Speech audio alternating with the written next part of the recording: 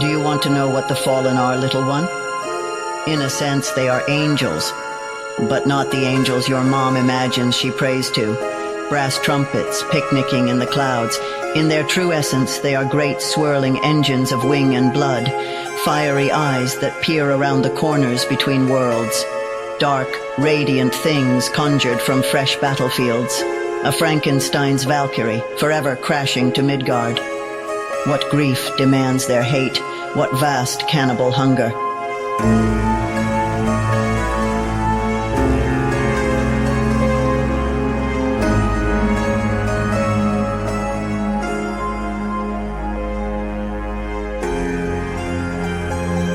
Welcome to the Fallen Cycle.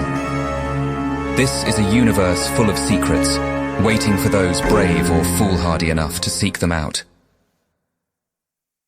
Tales from When I Had a Face was written by James Curcio, with editing by Brian Johnson.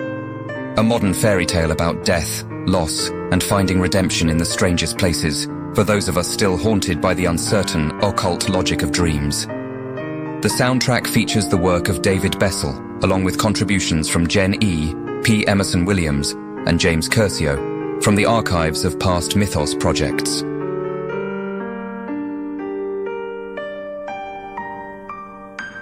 Support for this project is pivotal. By becoming a patron at patreon.com/mythosmedia, that's MYTHOS media, you enable us to make more content like this, and to be able to hire on more freelance artists in future works. You can also discover more about the myth-punk Fallen Cycle universe at fallencycle.com. This podcast contains adult themes and may induce psychosis. And now, this week's episode, Season 1, Episode 7, of Prophecy and Desert Sand. We sailed over seas of sand, the skids lightly kissing the flat road that their frequent passage carved through the dunes. Windships did not so much fly as glide, although when we launched off a particularly high dune, we would remain aloft for some time. And the view was magnificent. I was reminded of long, beautifully lonely nights riding in the tundra, with the blue-black egg of firmament overhead and nothing else in the universe but the whistling of the wind, the quiet contemplation of the stars. I could see greater dunes arcing and falling off to the west, but for the time being, we sailed north. Imari crew deftly darted around the rigging, adjusting the sail to make best use of the wind. The horned moon rose behind them as night crept her way into the kingdom of heaven and pushed the sun from the sky. I was sitting above deck beside Eluane. Nisa basked overhead in the young moonlight, which she claimed tasted best, swaying in the rigging like a flower in the breeze. The ropes creaked as the boat gently rocked back and forth along with her, its hull suspended from above by a balloon made of dried pig gut. Elena remained sequestered in the cabin. When I left her, she was combing her hair with an Imari brush, looking out the port window with a pregnant quietness that I saw descend on her sometimes when she thought no one was watching. I had left her to her thoughts and returned above, with the intent of learning from Eluane what I might. He was smoking from a bone pipe. In between puffs, he would occasionally fall to introspection, until again continuing to speak at length of arcane puzzles that I had only started to understand. During the pauses, we would sit together as the twilight desert whisked past, he looking off to the horizon, and me looking at him. He spoke for some time about the cycles of the moon and how it was connected to the procession of the ages, trees, seasons. But then he would refer to them again as worlds, and again as special people who could be discovered through prophecy, thus recapitulating the cycle of the seasons. "None of your words mean quite what I expect them to mean," I said. "Altaran is bound to seem strange to you, though it is far less strange than it once was," he replied.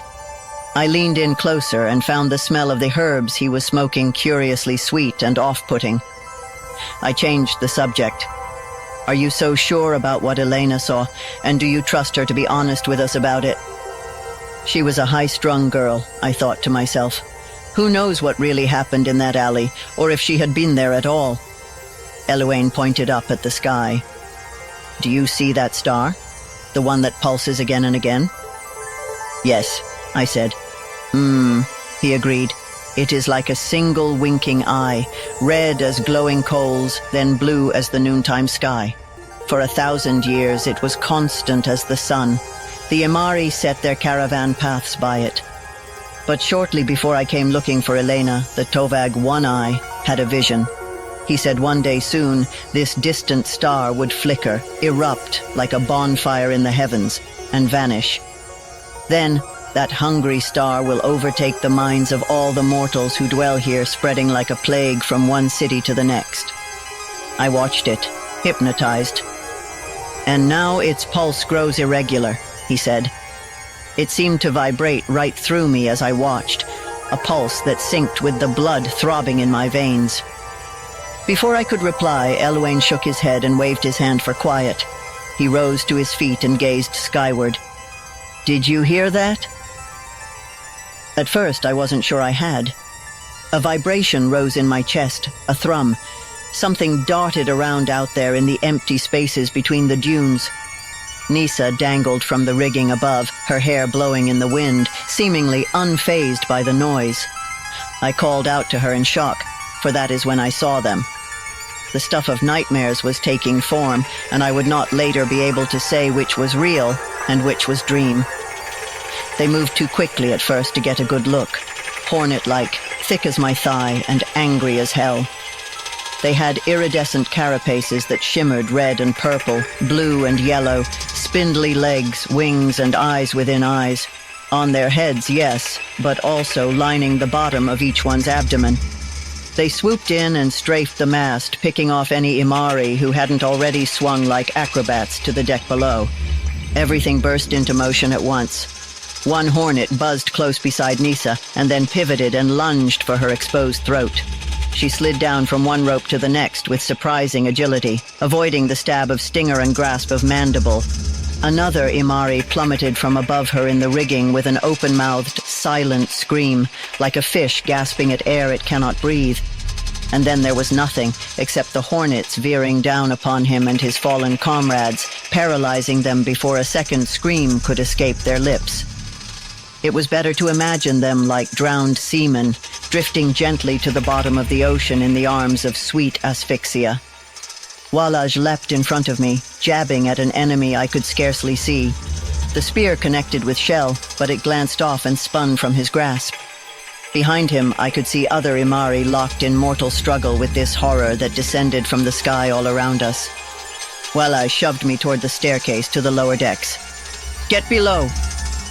I slammed the cabin door shut with my whole body and stayed there a moment, breathing hard, feeling some reassurance in its solidity against my back. It was smooth and cool under my nervous fingers, a wood that had been polished until it was like silk. Nisa stood beside me, a thumb still in her mouth. She sucked on it absently, that wet clicking the only sound in the room, as the crashing and shrieking of battle and battering winds drifted down to us from above. Exotic birds eyed us from a cage across the room, eerily still and silent despite the commotion above deck. The forward cabin was laden with furniture, carefully carved by craftsmen who had lived for nothing but that purpose. The walls were lined with rows of alcoves that served as book repositories for the Imari, who ventured far from their central library, so they might bring back more than material goods. Elena had been sleeping in one of the bunks. These were larger alcoves, as if we were just larger books ourselves.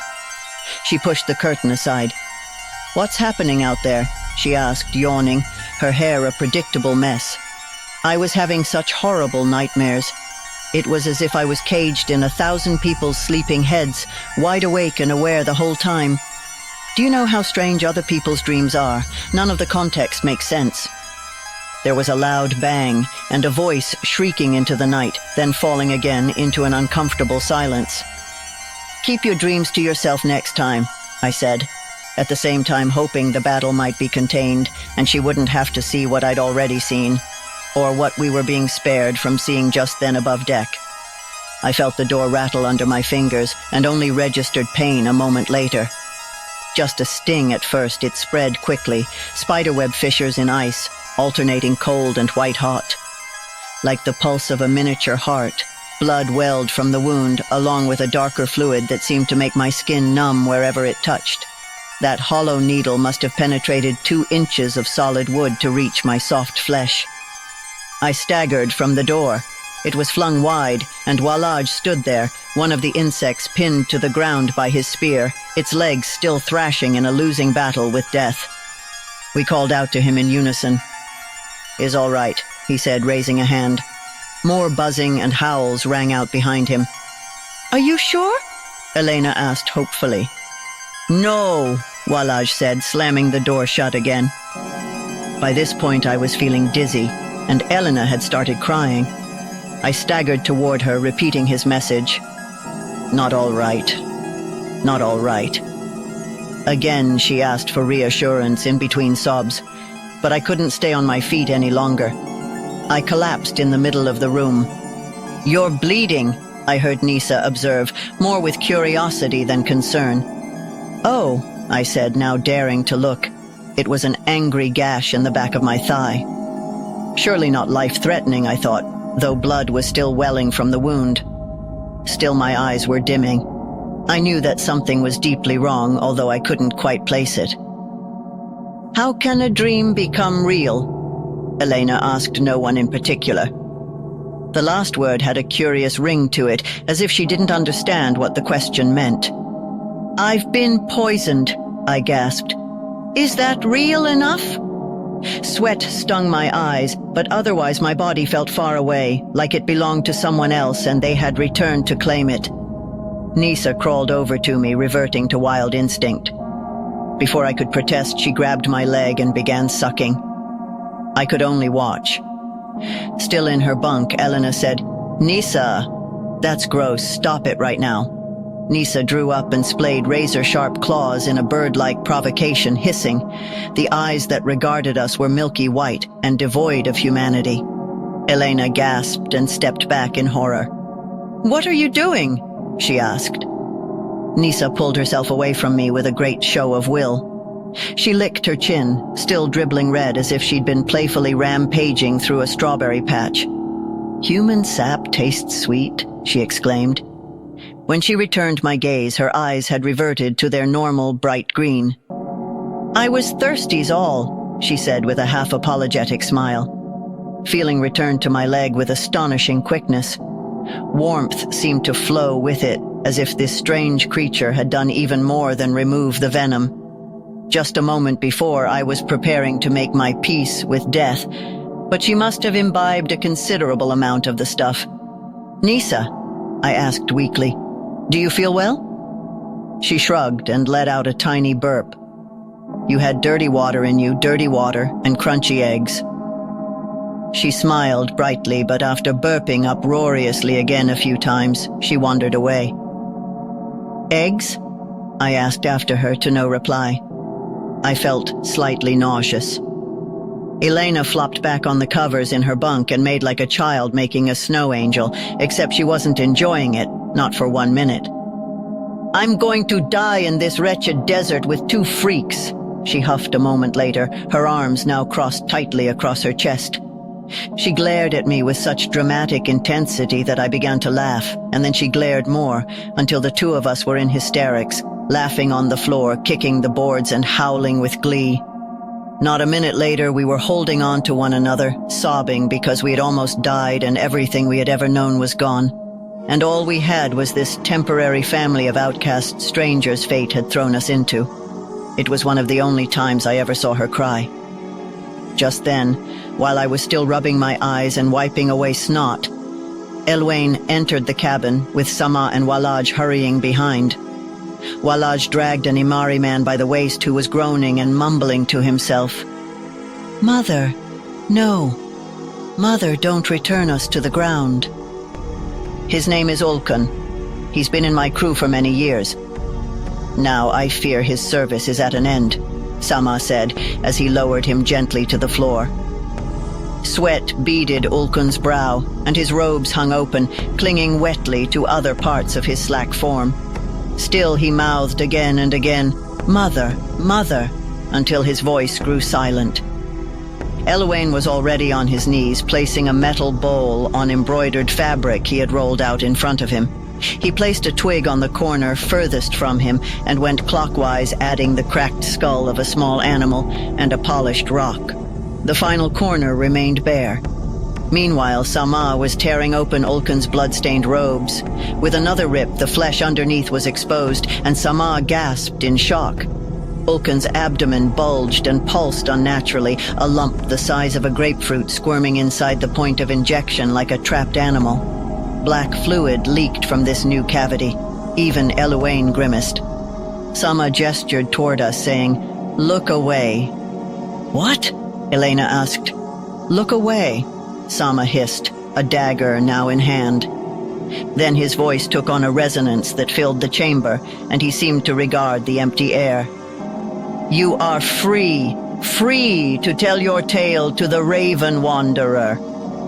Without warning, he plunged his knife downward with savage force, but Ulkan made no sound, save a final wheezing gasp. Too late, we covered our eyes, and a heavy silence spread through the cabin as a stain soaked through the carpet at our feet like blotter paper. Eluane looked back to Sama, who was wiping his blade. "Now we'll need to push onto 4 corners, swiftly." "You want us to take you to a party?" "Sure, why not?" Sama said dryly. Walaj grabbed hold of Ulkan's now motionless hands and began dragging his body toward the door. "Do we still have the crew to make it?" Eluane asked as Walaj reached the door. "If you come with me and help," Walaj affirmed.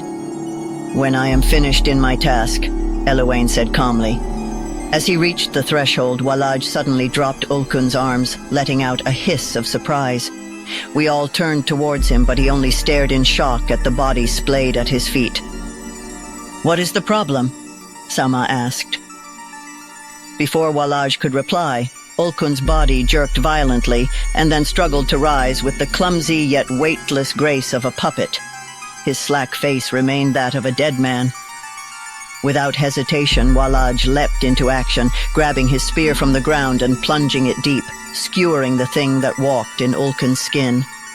Something chitinous and alien seemed to peek out from the wound, but it did not move. We waited in excruciating silence to see if he would rise again. I didn't particularly want to ask what I had just witnessed, as each of the possible answers I could think of seemed worse than the one before it. Finally satisfied, the 3 of them left the cabin, Ulkan's mangled body in tow. He would receive a desert burial, along with the others who fell that night. Eluane dabbed some of his blood on the bare corner of the embroidered cloth. Then he lit a fire in the brazier and began to write. The crest of the moon buried itself like a pike into the mountains that emerged from the clouds to the west. The windship carried us ever northward in the direction of the Great Divide, a purple gash of rock that split the horizon as wide as the eye could see.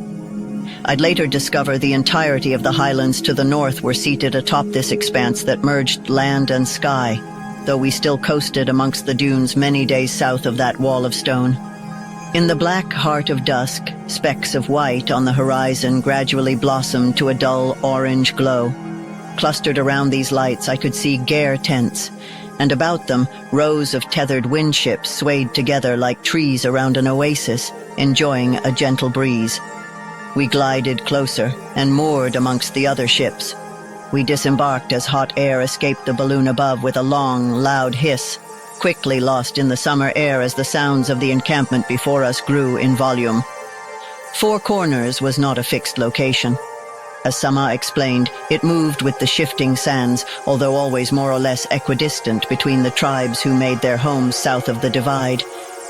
Outsiders were welcome, but it was their party. The Imari and Mibari, whose lands would soon become partially known to me, came from the west.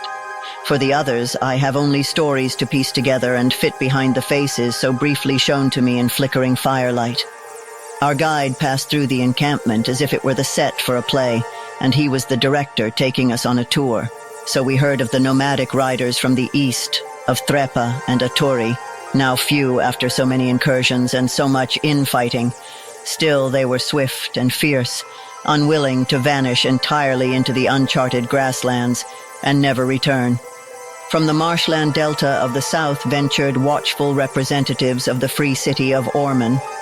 Ever mindful of the periphery of outsiders at their northern borders, they were most of all enforcers of the common god that transcends all local deities, coin. As they are wont to say, all money is blood money. However, it was partly through the stability of their city-state that the South as a power came to be.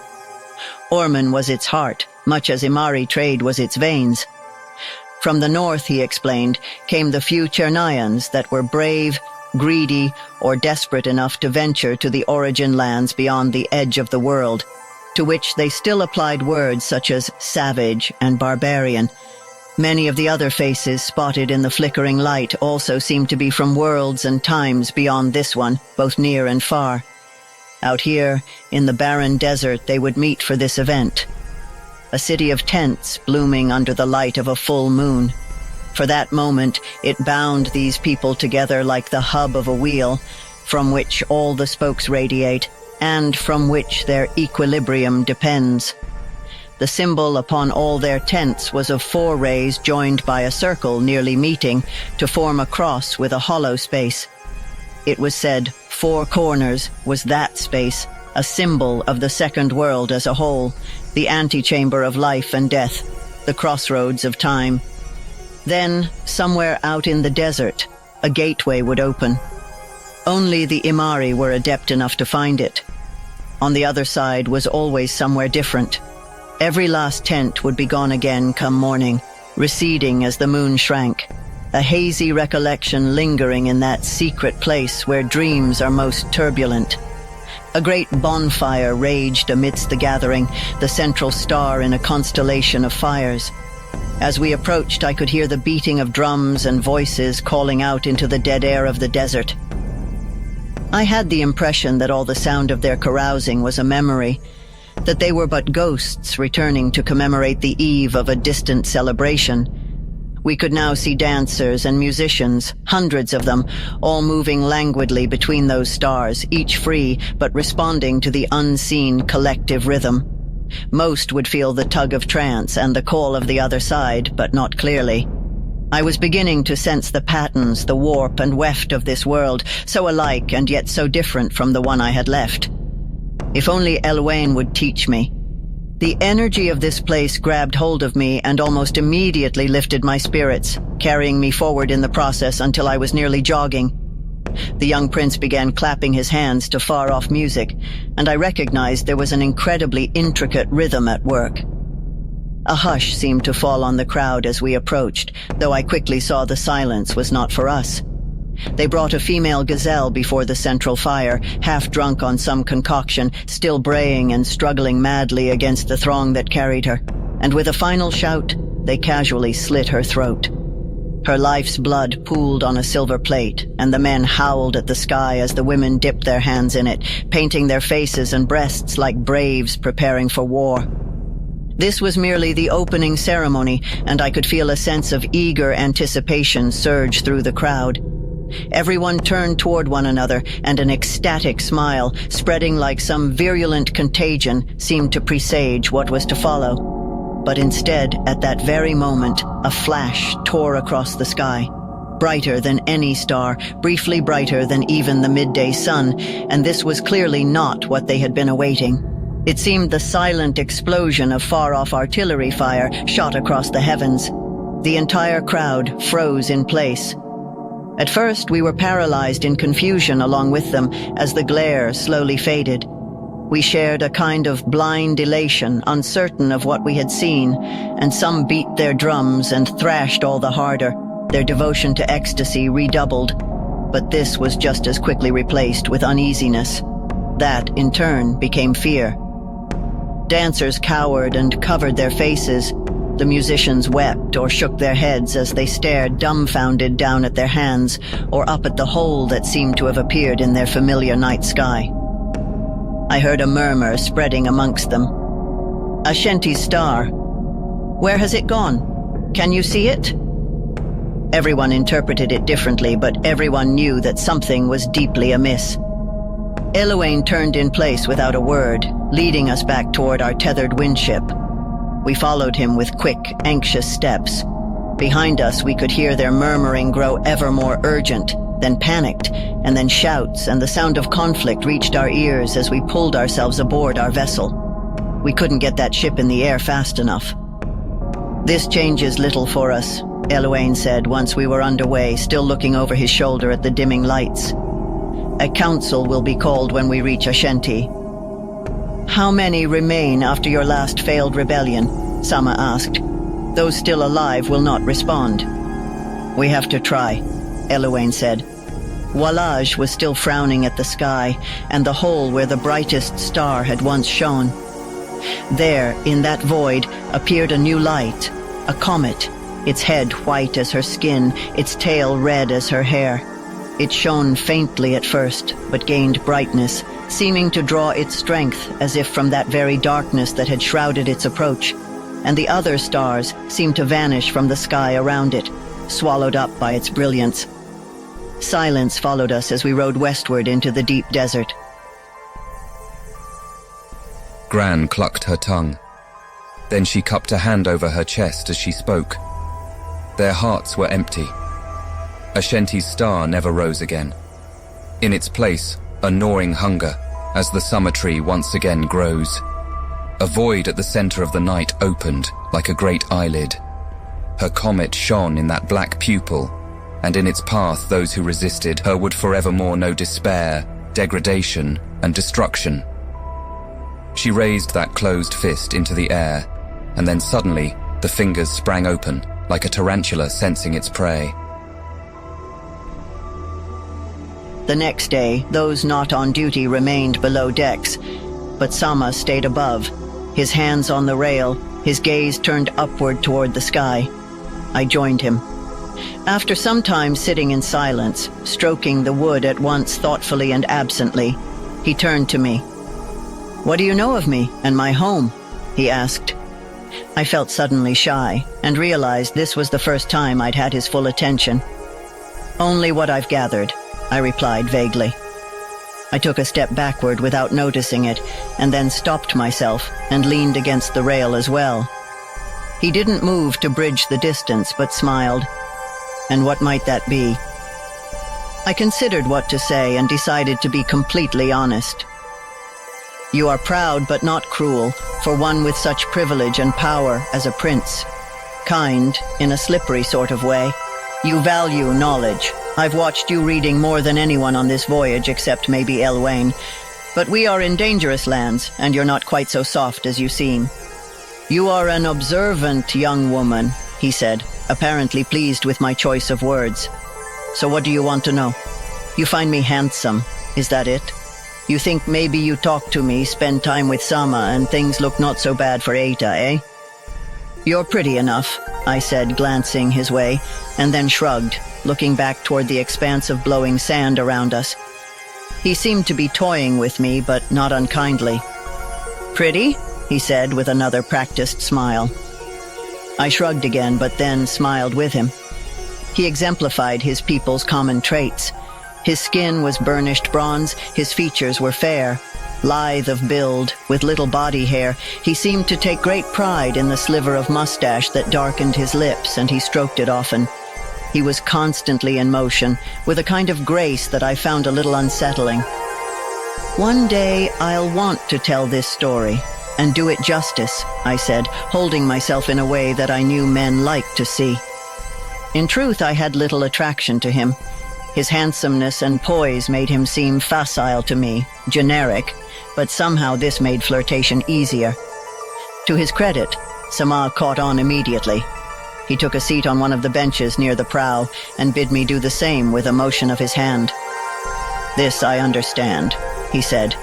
"Imari, we are all gifted storytellers. Sit and let me tell you of my home, and you may judge it by my words as well as what you see when we arrive, yes?" He swept his hand out toward the desert around us. I settled in beside him and closed my eyes. "Forgive me if this gets too long for your taste. The wind alone knows how much I'll have to omit, so we needn't sit here 100 years. My father's father's father, countless times removed, was one of those who first called their tribe Imari. Before then, I am told they were known as the Essel. The first world turned to desert around them, even as the oceans rose, and they disappeared from the tales and remembrance of the earth. Imari means family. Never from those times on would you hear of an Imari not treating another as family. Others might fight, but we would just as soon disappear and leave our pursuers to their fate. Our life then demanded absolute commitment to one another. We lived where no one else could, thriving as long as we kept moving. This life demanded that we relearn everything, or die. Our luck only changed in earnest when a lost caravan returned, their parched tongues speaking of following the star of the dawn sky.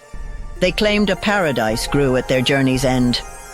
Following their tale with some understandable skepticism, a group set out and went far into the deep desert.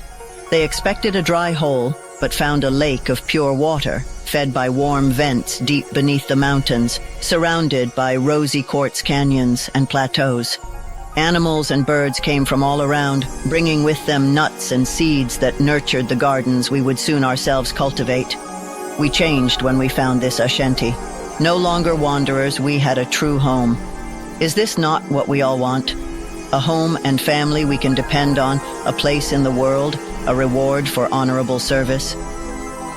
The less blessed tribes of the south, such as the Mibari, naturally found their place with us as abdals, artisans, courtesans, and guards, and they have no small talent for it. They show us honor, and we return it. A terraced city formed, as if the material accumulation of that mutual goodwill. My family's palace was built from a natural plateau face that shades the shores of the Nadia. Chitilian sages visited from the crystal city near Ayta, and they brought our site further into focus. We collected knowledge, and thus the library was born. And we built the observatory, so we might gain portents from the subtle relations of the lights above. Much we borrowed from Eluane's people, and so he is always welcome with us, and one of our dear friends. He remembers the Chitilians as they were, a last link to that vanished world. Many of my people now fear him, as his kind were feared throughout the north, but I find his presence restful. They're gone? I asked, interjecting for the first time into his story. He frowned. He calls on the dead as his brethren once did, of course, but no. Maybe this is for him alone to share. My own people were driven into the mountains or killed, I offered. I have no people now. Yes, you came here as an outworlder, Sama said, though his eyes hardened. He was suddenly far less talkative than he'd been a moment before, almost surly or perhaps shamed, and we sat in silence for a while.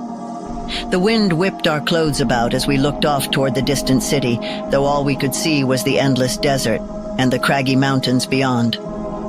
I do not envy Eluane for his task, he said, before letting out a long sigh. He gazed up at the comet, which seemed to hang like the bauble of a mobile, suspended from cords clutched by an unseen hand somewhere far above our heads.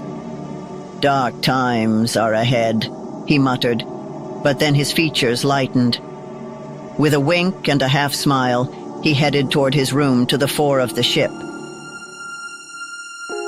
That's all for this week's episode. Stay up to date with upcoming episodes by subscribing at fallencycle.podbean.com or wherever you prefer to listen to your podcasts. Check out the work of the contributing musicians. Those links and additional information is available in the text provided along with this episode. This audio edition was produced by James Curcio, along with text-to-speech synthesis. A statement on the use of LLMs is available on our website for those curious about how we do and don't use these technologies. This podcast is Creative Commons 3.0, attribution, share and share alike, non-commercial use.